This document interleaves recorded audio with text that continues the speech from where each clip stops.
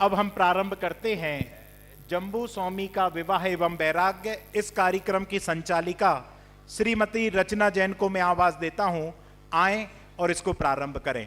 करतल ध्वनि से हम उनका स्वागत करते हैं। सभी को सादर जय जिनेंद्र। 20 साल की उपलब्धि में हम सभी का इतना बड़ा मुमुक्षु मंडल इतना सक्रिय हो गया है। हम धन्यवाद देना चाहते हैं अपनी पुरानी पीढ़ी को, जिन्होंने बड़ी जद्दोजहद के साथ इतना बड़ा मंदिर हमारे लिए बनाया है। मैं तो बड़ी आभारी हूँ उनकी, और प्रतिक्षण उनके लिए आभार व्यक्त करती हूँ कि जो काम अगर हम करते तो हमें कितने वर्ष लगते। इसलिए भैया वगैरह ने बहुत मेहनत के साथ जो मंदिर हमें बना के दिया, तो हमारा कर्तव्य हम उसको निश्चित रूप से सुरक्षित और सम्यक दर्शन पूर्वक सफल करें, ऐसी हमारी भावना है। तो चलिए अब हम चलते हैं प्रथमानी योग की तरफ। हमारे प्रथमानी योग में अनेक वीर पुरुष हुए हैं जो हमें जीवन जीने की कला सिखाते हैं, जो हमें संकट में समता धारण करने की कला सिखाते हैं, और जो हमें भील से महावीर और भक्त से भगवान बनने की कला सिखाते हैं। ऐसे ही नाटक का मंचन आज हमारी टीम के द्वारा किया जा रहा है। जम्बू कुमार जिसके नायक हैं, माटी का टीला तो देखो जलधारा से बह जाता, धारा ही मुड़ जाती किंतु अटल अडिग पत्थर रहता। इसी प्रकार हम इस नाटक के माध्यम से देखेंगे कि जम्बू कुमार के हृदय में जो वैराग्य जगह है, उसमें वह कैसे अटल और अडिग रहते हुए सबको वैराग्य के पथ पर आगे बढ़ाते हैं। तो आइए हम चलते हैं नाटक के प्रथम दृश्य की ओर। वैराग्यपूर्ण अनेक साथियों के साथ जम्बू कुमार का वार्तालाप। Hello hello. आप हमारे चरित्र नायक जम्बू कुमार का तालियों के साथ अभिनंदन करते हैं।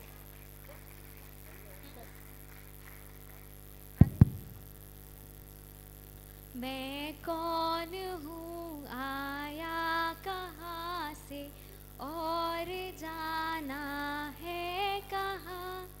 वाह क्या बात है, सचमुच जीवन धन्य हो रहा है, परंतु यह समझना बच्चों का काम नहीं है। अरे भाई, शरीर और आत्मा तो रहित है, यह बदलता नहीं है। और मुझे तो अब सच में इस संसार में कुछ भी अच्छा नहीं लगता। अहो, तुम्हारे पिता नगर सेठ है, इतना वैभव हम पुण्यहीन जीवों के पास कहाँ। भाई, मुझे तो ऐसा लगता है ये लौकिक पुण्य की सामग्री मेरे किसी पूर्व के अपराधों की सजा है। शुद्धोपयोग की कमी के कारण ये पुण्य बंध गया है, जो हमें फंसाकर कुमति ही ले जाएगा। मेरी दृष्टि में तो मुझे सभी पुण्यवान जीव अपराधी ही नजर आते हैं।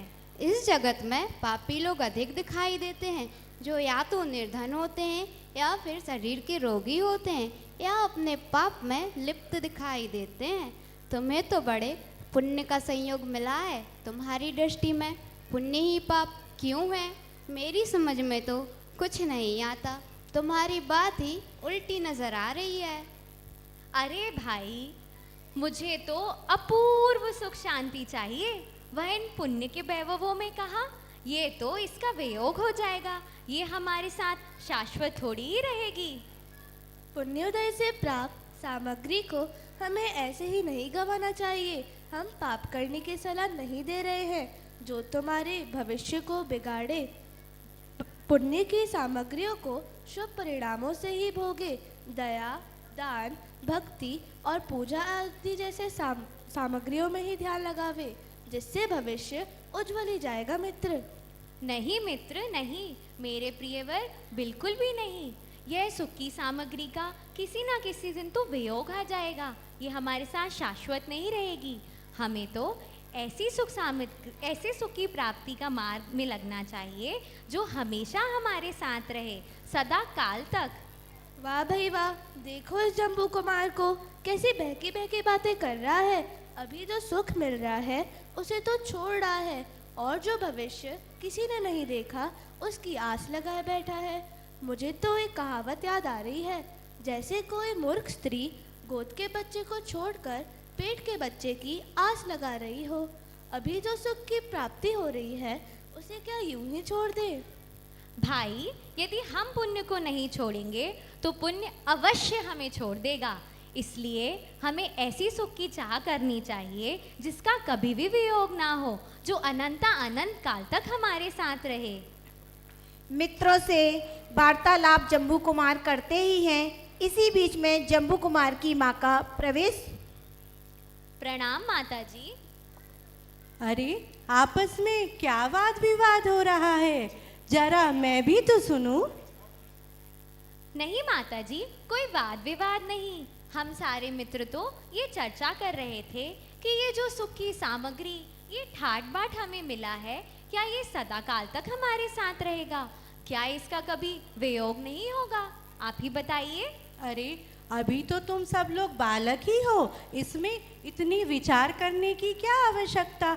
जाओ बच्चों, अपने अपने घर जाओ। मुझे जम्बू कुमार से कुछ बातें करनी है। अवश्य माताश्री। जय जिनेंद्र। जय जिनी। बेटा, अब तू सयाना हो गया है। हमने 4 बहुत ही सुंदर कन्याएं तेरे योग्य देख ली है और वे हर कार्य में दक्ष कन्याएं हैं, और हमने तो तेरे विवाह की स्वीकृति भी दे दी है।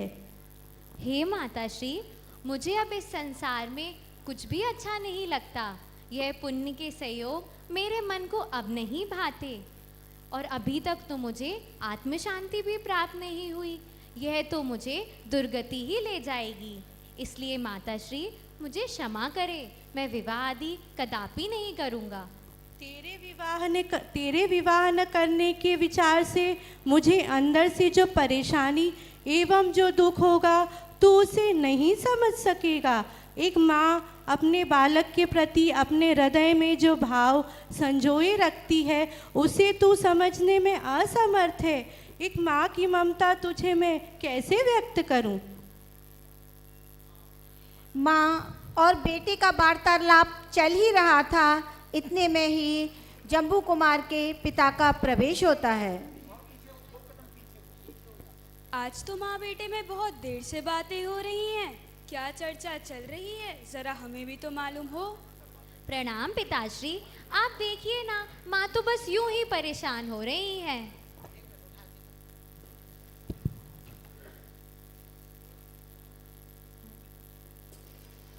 स्वामी, मेरा पुत्र मेरी ममता को समझने में असमर्थ है। देवी, पहेलियां ना बुझाइए। आपकी कौन सी आज्ञा का उल्लंघन हो रहा है? स्वामी, तो पूछ लो ना अपने लाडले बेटे से, मेरी आशाओं को क्यों ठुकरा रहा है? क्या बात है बेटा, तुम्हारी माता व्यर्थ ही दुखी क्यों हो रही है? हे पिताश्री, मुझे इस संसार में इसके बंधनों में नहीं बनना। मुझे इस संसार में कुछ भी अच्छा नहीं लगता। यह लौकिक पुण्य की सामग्री मेरे मन को नहीं भाती। इसलिए मैं ये संसार का त्याग कर मुनि दीक्षा लेना चाहता हूँ। अब आप ही बताइए तात, मैं क्या करूँ? स्वामी, मैं मुनि बनने का विरोध नहीं कर रही हूँ। मुनि तो साक्षात सिद्ध स्वरूप होते हैं। तो इसमें दुखी होने की क्या बात है? हमारा बेटा बड़ा होकर मुनि राज बने और अपने समस्त कर्मों का नाश कर सिद्ध शिला में विराजमान हो, ये तो हमारे सौभाग्य की बात है, महान शुभ लक्षण है।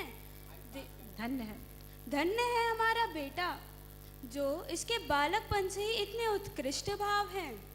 स्वामी, आप समझते तो हैं नहीं, मैं मुनि बनने का विरोध कर ही नहीं रही हूँ। मैं इसके मुनि होने पर तो मेरी कोख धन्य हो जाएगी, मेरा स्त्रीपन पाना सफल हो जाएगा। तो दुखी होने की क्या बात है, बताओ तो सही। मेरे दुख का कारण यह है कि ये अभी इसी समय मुनि बनने के योग्य नहीं है। योग्य समय आने पर ये मुनि बनकर भगवान बने। अब आप ही बताइए, क्या इसका विचार ठीक है? अच्छा, तो ये बात है। वैसे तो इसका विचार सर्वोत्तम है। धन्य है हमारा भाग जो तूने हमारे यहाँ जन्म लिया। वाह, मेरा बेटा मुनि राज बनेगा। स्वामी, मेरी तो बस एक ही अभिलाषा है कि ये विवाह की स्वीकारता देकर मेरे दुखी मन को संतोषित करे, फिर योग्य समय आने पर मुनि होकर आत्म कल्याण करे। बेटा, हम तुम्हें मुनि होने से कभी नहीं रोकेंगे। तुम अपनी माता को वचन दे दो कि तुम अपनी विवाह के लिए स्वीकृति देते हो। उसके पश्चात जब मुनि होने के परिणाम होंगे, हम तुम्हें सहर्ष आज्ञा देंगे। जी पिताजी, मैं माताजी की आज्ञा की पालन का वचन देता हूँ। अच्छा पिताश्री, माताश्री, प्रणाम। इस प्रकार जम्बू स्वामी का वहाँ से गमन हो जाता है। देखा, हमारा पुत्र लोकोत्तर में तो चतुर है ही, लोक में भी कितना विनयवान और आज्ञाकारी है।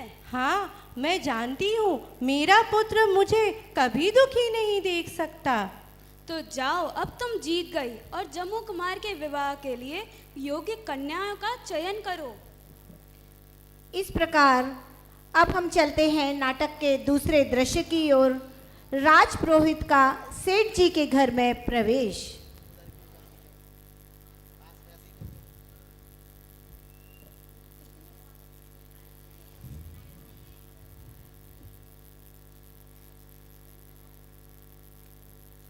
महाराज की जय हो। जय जिनेंद्र महाराज। जय जिनेंद्र। महाराज, आपका सुपुत्र जम्बू कुमार विवाह योग्य हो गया है। उसके लिए मैं बड़े ऊंचे खानदान की, बड़ी धनवानी, सर्वांग सुंदर कन्याओं का संबंध लेकर आया हूं। देखो, मेरा बेटा विवाह तो कर लेगा, परंतु विवाह के पश्चात कब उसे वैराग्य आ जाए और वह मुनि दीक्षा लेकर जंगल चला जाए, ये बात कन्याओं को तथा उनके परिवार वालों को भली भांति समझा देना। जो आज्ञा महाराज।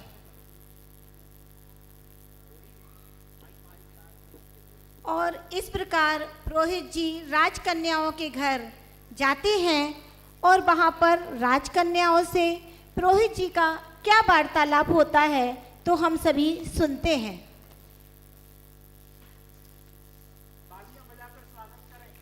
राजकुमारियों का तालियां बजाकर हम सभी अभिनंदन करते हैं। जय जिनेंद्र कन्याओं। जय जिनेंद्र। सौभाग्यवती भव। कन्याओं, आपका संबंध जम्बू कुमार से स्वीकार हो गया है, परंतु ज्यादा प्रसन्न होने की आवश्यकता नहीं है। क्यों? क्योंकि उनकी एक शर्त है कि वह किसी भी समय दीक्षा लेकर वन में चले जाएंगे और आप कन्याएं उन्हें रोकेंगी नहीं। अच्छी तरह सोच समझकर विचार कर लें, उसके बाद ही आप अपना जवाब दीजिएगा। अरे पुरोहित जी, आप कैसी बात कर रहे हैं? चरम शरीरी, मोक्ष मार्गी, इसी भाव से मोक्ष जाने वाले व्यक्तित्व के साथ हमारा विवाह होने जा रहा है। अतः आप शीघ्रता से जाएं और इस विवाह की स्वीकृति दें। हमारा विवाह होगा तो जम्बू कुमार से, अन्यथा हम विवाह नहीं करेंगे। हम आजीवन ब्रह्मचर्य रहेंगे। हाँ हाँ, हम जम्बू कुमार से ही विवाह करेंगे। धन्य हो, धन्य हो, ऐसी सौभाग्यशाली कन्याएं धन्य हो। आपकी बात सुनकर तो मैं धन्य हो गया। अहो भाग्य, अहो भाग्य, अहो भाग्य। जय जिनेंद्र। और इस प्रकार राजपुरोहित जी वहाँ से गमन करके सेठ जी के घर पर पहुँचते हैं तो देखते हैं सेठ जी से राजपुरोहित जी का क्या वार्तालाप होता है।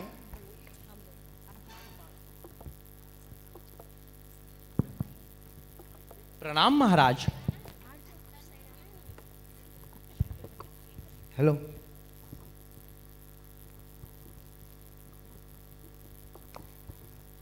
जय जिनेंद्र। जय जिनेंद्र। महाराज, आपके पुत्र जम्बू कुमार का संबंध उन्हें स्वीकार्य है। पुरोहित जी, आपने कन्याओं को तथा उनके परिवार वालों को भले भांति समझा दिया है कि जम्मू कुमार विवाह के पश्चात वैराग्य ले लेंगे। बहुत अच्छी तरह महाराज, बहुत अच्छी तरह। वह यह सौभाग्य प्राप्त करने वाली कन्याओं ने कहा है कि हम तो उनकी पत्नी कहलाने का सौभाग्य प्राप्त करना चाहते हैं। वह जब चाहें खुशी से दीक्षा लेकर वन में जा सकते हैं और तो और महाराज, मालूम है उन्होंने क्या कहा है? क्या कहा? महाराज, वह तो यह कह रही है कि हम विवाह करेंगे तो जम्बू कुमार से ही करेंगे, अन्यथा हम विवाह ही नहीं करेंगे। धन्य हो पुरोहित जी, जाइए और जम्मू कुमार के विवाह के लिए विवाह की तैयारियों के लिए आदेश दे दीजिए। जी महाराज।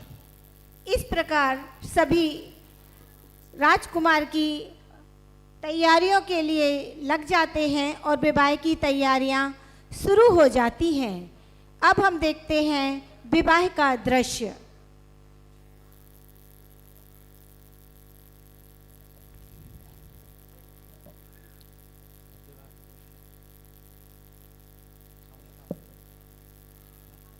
राजकुमारियां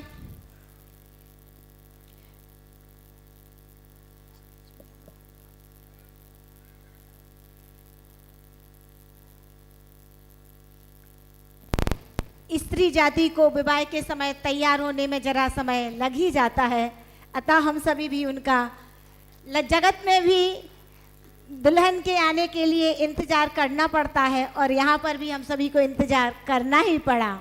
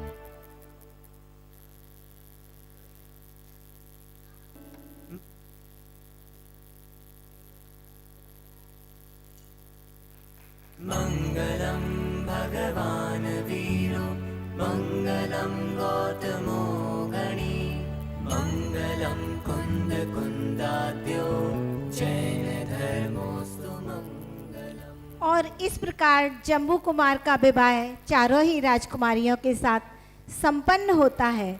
अब हम चलते हैं नाटक के अगले दृश्य की ओर।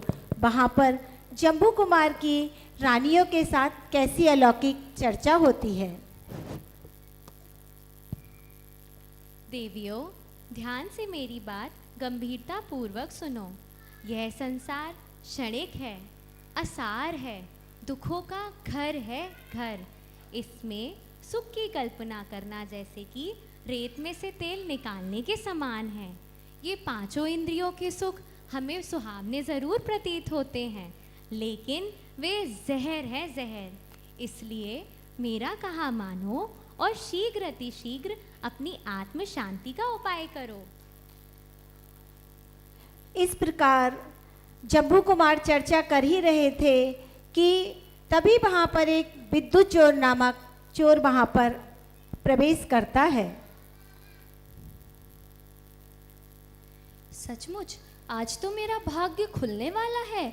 इनको इतना दहेज, सोना, चांदी, हीरा, जवाहरात क्या मिला है? मैं तो माला माल हो जाऊंगा। परंतु इतनी रात गए ये लोग सो क्यों नहीं रहे हैं? बातचीत में 4 घंटे बीत गए। आखिर ऐसी भी क्या बातचीत जो ये नवदंपति सो ही नहीं रहे हैं? जरा मैं भी तो सुनूं क्या बात हो रही है। इस प्रकार विद्युत चोर वहीं छुपकर इन सभी की बातों को सुनने लगता है और जम्बू कुमार जल में भिन्न कमल की भांति अलिप्त भाव से बैठे हुए हैं और रानियां उनसे राग की चर्चा कर रही हैं। तो आइए हम देखते हैं कैसी गौरवमयी चर्चा वहां पर चल रही है। अहो देखो हमारा भाग, हम सब ने पूर्व भाव में कोई ऐसा महान कार्य किया है जिससे कि चंद्रमा से अधिक शीतल, सूर्य से अधिक आकर्षक ऐसे पतिदेव को पाया है। धन्य भाग, धन्य भाग। अरे तू एकटक गुरगुर ने क्या देख रही है? हमारे गौरवपूर्ण अति प्रभावी स्वामी को किसी की नजर न लगे। अरे नजर का उपाय तो मैं पहले ही कर लाई हूँ। ये जब दूल्हा बनकर मेरे घर आए थे मुझे देखने के लिए, मैं तो इन्हें देखकर पागल सी हो गई थी। ये लो काजल लाई हूँ, इनके चेहरे पर लगा दो।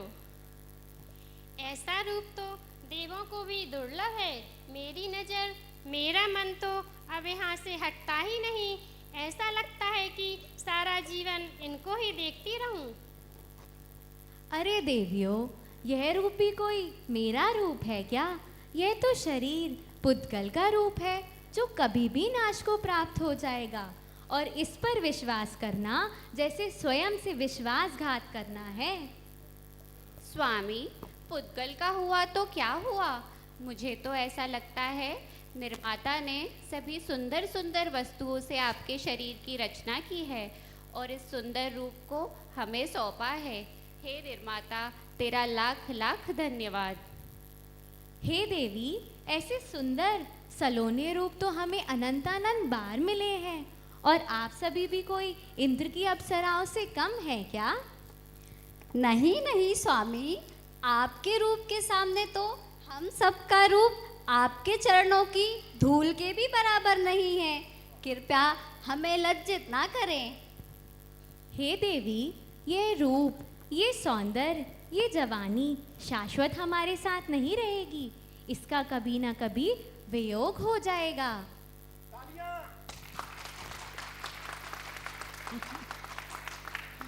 स्वामी, आप भी क्या मुनिराजों जैसी बातें करने लग गए? पुण्य उदय से इस भव में जो वैभव मिला है उसके बाद ये विचार अवश्य कार्यकारी है। हे देवी, यह संसार क्षण भंगुर है। आप जानती हैं क्या कि आपकी आयु कितनी है? हमें नहीं पता ना कि कल क्या होगा। आप बताइए, आप सभी जानती हैं आपकी आयु कितनी है? हे स्वामी, हम आयु की क्या जाने, जितनी निर्माता ने लिखी होगी उतनी ही होगी। देवी, तो फिर मान लीजिए आपकी आयु निर्माता ने जितनी लिखी हुई है उसके 1 सप्ताह पूर्व ही यदि आपकी मृत्यु हो जाए तो आप सभी क्या करेंगी? कर तो कुछ भी नहीं सकते, परंतु आप जैसा स्वामी होते हुए हम अल्पायु वाली तो नहीं हो सकती। बिल्कुल ठीक। अच्छा, तो अब ये बताइए कि हमारी आयु कितनी बाकी है? अरे आपकी आयु तो बड़ी लंबी लगती है। देवी, लगती है? सोच समझकर उत्तर दीजिए, क्योंकि मुझे तो मेरी आयु अधिक नहीं लगती। मुझे तो ऐसा लगता है मेरे पास अब सिर्फ कुछ समय ही शेष है। नहीं नहीं स्वामी, ऐसा नहीं कहिए। मेरा तो हृदय बैठा जा रहा है। ऐसा नहीं कहिए। यह अवसर इन सभी चर्चाओं का नहीं है। आप हमारे आधार है। कृपया ऐसी बातों से हमारा हृदय न दुखाएं। देवी, सत्य को स्वीकार लेने से लाभ ही लाभ है। घटना के पूर्व उसे जागृत हो जाने में ही बुद्धिमानी है। स्वामी, आपकी बात सही होने पर भी विवाह आदि प्रसंगों पर शोभा नहीं देती। कृपया आप पुनः विचार कीजिए। देवियों, आप सभी को याद है ना, विवाह के पूर्व आप सभी से कहलवाया गया था कि आप कभी भी मेरी आत्म साधना में बाध्य नहीं बनेंगी। मैं जब भी चाहूँगा इस संसार को छोड़कर जैनेश्वरी दीक्षा ले लूँगा। आप सभी को अपना वचन याद है ना? हाँ स्वामी, याद है। तो फिर सुनो, आज मेरा मन जैनेश्वरी दीक्षा लेने को कर रहा है। अब मुझे इस संसार में कुछ भी अच्छा नहीं लगता। अब यहाँ एक एक पल बिताना जैसे संभव ही नहीं है। अब बताइए, आप सभी अब क्या कहना चाहती हैं? हे स्वामी, आप इतने निर्दयी ना बने, जरा हमारी ओर भी देखिए। यदि आप चले जाएंगे तो हम किसके सहारे जीवन जिएंगे? आपका विरह एक एक पल सताएगा। जरा हमारी ओर भी दया दृष्टि से तो देखिए। हे देवी, आप सभी क्या कहना चाहती हैं मैं सब समझ रहा हूँ, लेकिन ये जवानी, ये सौंदर्यपना जिस राग के कारण अच्छा लगता था, वह मात्र राग ही तो था ना। और अब वह राग टूट गया है। अब उसे जोड़ना असंभव है, असंभव। इस प्रकार राग का वातावरण वैराग्य में बदल जाता है। विषयों में नाही रमेंगे, चिदानंद पान करेंगे। अब विषयों में नाही रमेंगे, चिदानंद पान। विषयों में नाही रमेंगे, चिदानंद पान करेंगे। अब विषयों में नाही रमेंगे, चिदानंद पान। आप सबसे मैंने पहले भी अनुरोध किया था कि जहाँ पर टू व्हीलर जिनकी रखी हैं, कृपया कर वो हटा लें। हमारी व्यवस्था में आप सहयोग करें। हम आपसे विनम्र करबद्ध निवेदन करते हैं, इस साइड में जितनी भी टू व्हीलर रखी हैं, आप हमें चाबी दे दीजिए, हम उनको अलग कर दें। आपको जाने की भी ज़रूरत नहीं है। आप हमें अपनी गाड़ी की की दे दें, हम उनको यथास्थान व्यवस्थित रखने में हम भेज देंगे।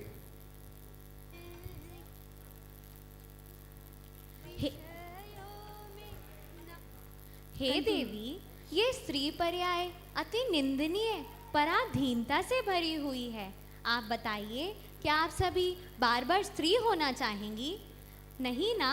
तो फिर ये व्यर्थ के शोकों को छोड़िए और शीघ्र अतिशीघ्र सम्यक दर्शन की प्राप्ति के बाद आर्य का व्रत ग्रहण कीजिए। अब एक एक श्वास भी व्यर्थ करना अच्छी बात नहीं है। मेरा कहा मानिए तो जल्द से जल्द सम्यक दर्शन की प्राप्ति करिए और मुझे सिद्धालय में मिलिए। स्वामी, सत्य कहा आपने। हम भी अपनी दुखमयी स्त्री पर्याय को त्याग कर मोक्ष मार्ग पर अग्रसर होंगे।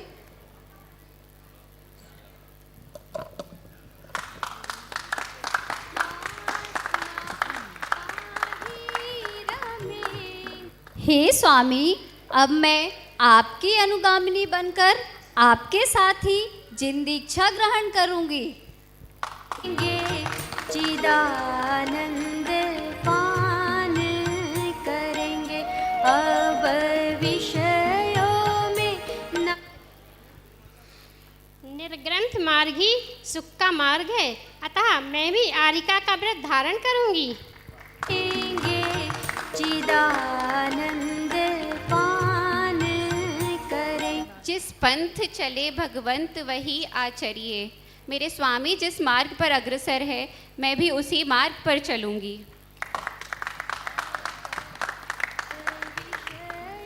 इस प्रकार ये सभी दीक्षा ले रहे हैं, तो अपनी माता से आज्ञा मांगने के लिए उनके कक्ष में जाते हैं।